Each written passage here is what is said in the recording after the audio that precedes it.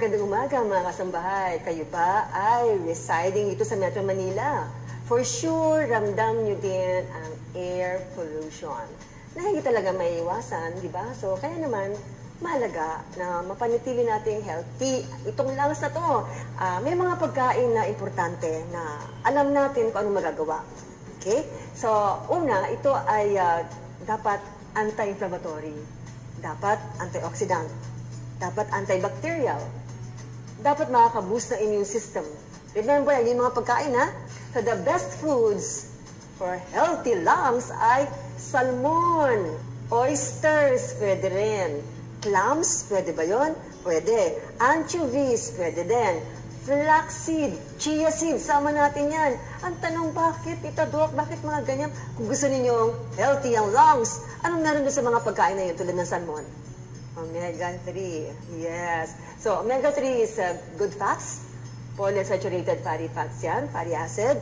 So, healthy ba yun? Of course, kasi anti-inflammatory po yun. Okay, so ito pa, yung daw kalabasa. Katulong ba yun? Siyempre naman, mataas kasi yung carotenoid yan. Carrots, mataas din yung carotenoid. Anong klaseng carotenoid? Beta-carotene. Di ba? Antioxidant, anti-inflammatory. Prutas, para sa baga, meron ba? Meron. Mansanas, oranges, grapefruit, avocado, yan. Blueberries, bayabas, at cocoa. Bakit anong meron sa cocoa? May polyphenols po yun. Flavonols po siya. So, what can it do to your lungs? Of course, vasodilation, it can make you breathe better, di ba? Ay, yung avocado, Tita Doc, ano ba yun? Okay, yan ay omega-3. Right? So, remember, polyunsaturated fatty fat yan at malaki ang tulong yan sa ating baga. At syempre, huwag niyong kalimutan yung yogurt. Why? What's in the yogurt? Probiotics po yan. Okay? And hindi lang yan, no? May sinasabi na pag probiotics ba nakakatulong sa ating katawan yan? Pati yung lung system natin, can it help? Of course, okay? So ito na, remember, kung meron mga pagkain na nakakatulong para sa ating baga, meron din mga pagkain na harmful to our lungs. Okay? Ito na, processed food. Food with preservatives. Kung araw-araw mo kinakain yan, tusino ko ng tusino, longganisa araw-araw, problema po yan, promise, okay? White rice, too much of that is not good. White bread, hindi rin. Soft drinks, thumbs down, okay? Fast food, well, pwede siguro minsan-minsan, wag lang everyday.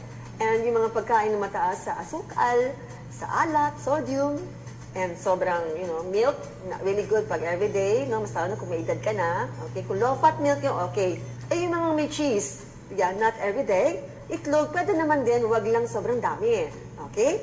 Now, remember, pag minintain natin na maganda ang health ng baga natin, it is important for overall health and well-being, okay? So, be sure to make it a priority. Sana ay marami kayong natutunan sa episode natin today. And for more natural tips, please follow me on my social accounts, okay? So, Maria Lourdes Marquez and Doc Lulu Marquez po. Alright? Because natural is beautiful. Not only here, dito lang, at naturally yours. Thank you so much.